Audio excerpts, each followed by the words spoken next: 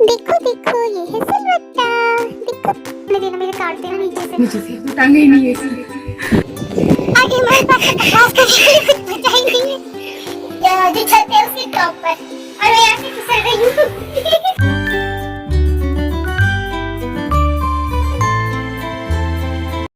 Hello everyone, welcome to my YouTube channel vlogs in the lap of nature. तो आपने जो मुझे पिछली वीडियो में प्यार दिया है उसके लिए आपका बहुत बहुत थैंक यू। मैं चाहती हूँ कि आगे भी आप मुझे ऐसे ही सपोर्ट करें और प्लीज़ मेरे चैनल को लाइक शेयर और सब्सक्राइब ज़रूर करें। सब्सक्राइब प्लीज़ ज़रूर करें। तो आज हम जा रहे हैं, मैं जा रही हूँ अपनी काऊ शेड तक। हमारी लोकल लैंग्वेज में काऊ शेड को ओबरा कहते हैं। तो गाय के पास जा रही हूँ घास डालने। तो आज का ब्लॉग मैं यहीं से स्टार्ट कर रही हूँ। हमारा घर गांव से थोड़ा सा दूर है और काऊ शेड हमारा पुराने घर में है। तो मैं आपको पुराने घर की थोड़ी सी झलक भी दिखा दूंगी उसके साथ।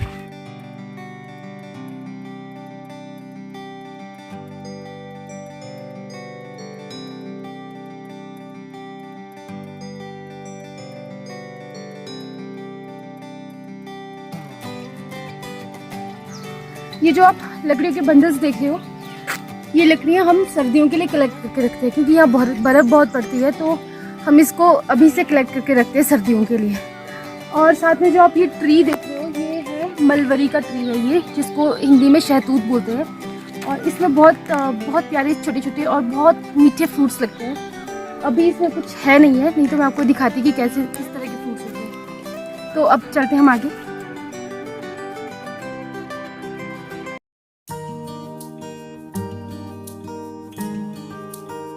ये हम पहुंच गए हैं हमारे पुराने घर तक, जहाँ पे हमारा काऊ शेड भी है। तो आप थोड़ी से, ये जो आप देख रहे हैं ये हमारा पुराना घर है और ये अप्रॉक्सीमेटली 70-80 ईयर्स पुराना घर है। और जो इस साइड को आप देख रहे हो ये पुराना किचन है। उस टाइम ये हमारा पुराना किचन था। और यहाँ पे इस वक्त हमारे काम करने वाले जो अंकल है वो रहते हैं, हमारे पास जो वर्कर है वो रहते हैं। किचन है अभी लॉक है। और ये किचन के साथ जो है ये उस टाइम का स्टोर रूम होता था, वो किचन और ये स्टोर रूम। तो अभी आप देख रहे हैं इसमें लॉक लगा हुआ है और इस ताले के पीछे इतनी सारी हमारे घर में अंदर जो पड़ी हुई ट्रेडिशनल चीजें हैं जो आपको देखना बहुत अच्छा लगेगा। तो वो मैं उसके लिए नेक्स्ट ब्लॉग बनाऊंगी। मैंने आपको अपने घर के बारे में तो बता दिया कि ये 60-70 साल पुराना घर है। जो आप सामने घर देख रहे हो ये कम से कम 100 या 120 साल पुराना है। अभी जाना है मुझे अपनी काऊ के पास, तो चले ताई।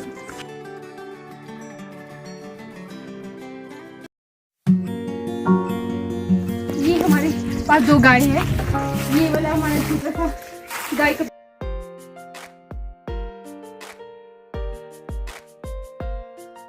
पुराने घर का फ्रंट लुक आप देख सकते हो। मैं इन गाय को अंदर करने जा रही हूँ काऊ शेड में। आप देख सकते हो मैं कैसे कर रही हूँ। पहले मैं डालूंगी इनके लिए घास वहां पर ताकि इधर उधर ना भाग जाए।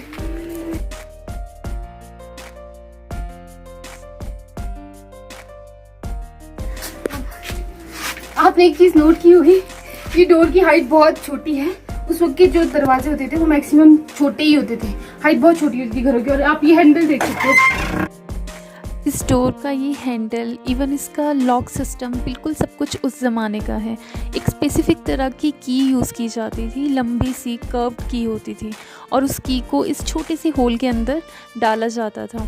फिर अंदर से लॉक सिस्टम था, जैसे ही आप उस की को घुमाते थे तो वो अंदर से लॉक हो जाता था। एक अलग सा बहुत प्यारा सा सिस्टम था और आप कह सकते हो कि बहुत यूनिक था उस टाइम का सिस्टम। और हमने अभी तक कुछ नहीं छेड़ा है, ये ऐसा सच हमने सब कुछ इसको ऐसे ही रहने दिया है।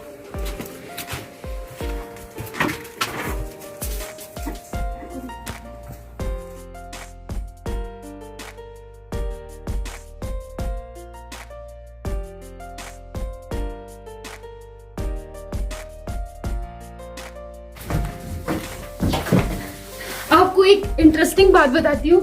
इन गायों को पता होता है कि हमारी सीट कौन सी है, ये अपनी जगह पर खुद चली जाती है। चल बेटा, अभी ये देखना ये मुझे कैसे भगाने वाली है।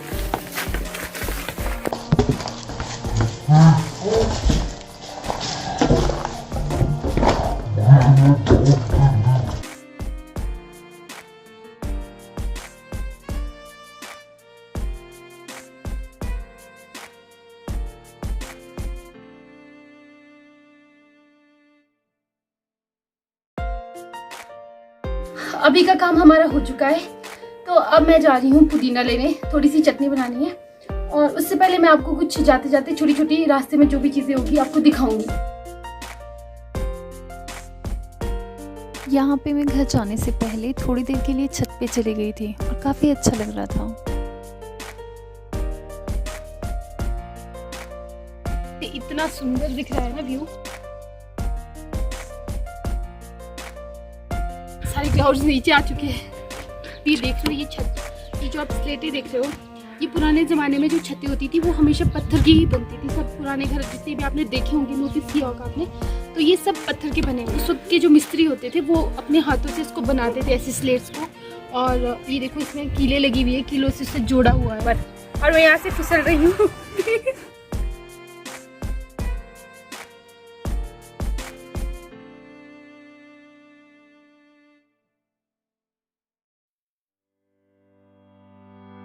चलिए अब चलते हैं घर की ओर।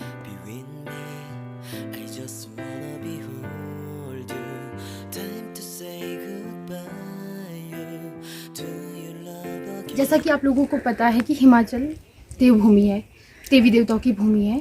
तो जो आप ये घर देख रहे हो, ये भी देवता जी हमारे इसमें वास करते हैं। और ये साथ में आप लकड़ी और मिट्टी के जो बने देख रहे हैं, ये बिल्कुल अनटच्ड है। और ये 100 साल से ऐसे ही है, बिल्कुल अनटच्ड है। और इसमें कोई रेनोवेशन नहीं कर सकते हम, क्योंकि ये हमारे देवता जी की धरोहर है। यहाँ की स्टोरी यही थी। तो अभी चलते हैं, हम पुदीना लेते हैं शाम के लिए।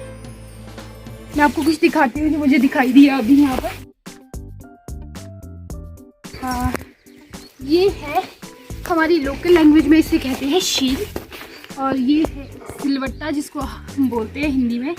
इससे पुराने ज़माने में अभी तो मिक्सर ग्राइंडर अभी होते हैं चटनी वगैरह बनाने के लिए और पीसने के लिए। तो पहले पुराने ज़माने में हम इसको यूज़ करते थे। और इसमें जो पीसी हुई चीज़ होती थी, आप विश्वास नहीं करोगे, वो इतनी टेस्टी होती है। शायद इसको अभी भी लोग यूज़ करते हैं यहाँ पर, क्योंकि इसमें बनी हुई चटनी और जो मसाले पीसे जाते हैं वो बहुत टेस्टी होते हैं। इतना अच्छा स्वाद मिक्सी में नहीं आता जितना अच्छा स्वाद इसमें पीसी हुई चीज़ों का आता है। और यहाँ मैं थोड़ी देर सिलवट्टा खेल रही थी। उसके बाद हम वापस चले गए। अब हम जा रहे हैं अपने घर की ओर। रास्ते में यहाँ से थोड़ा सा पुदीना लेके जाएंगे, बहुत भूख लगी है, थोड़ी चटनी बना के खाते हैं उसे। चलें।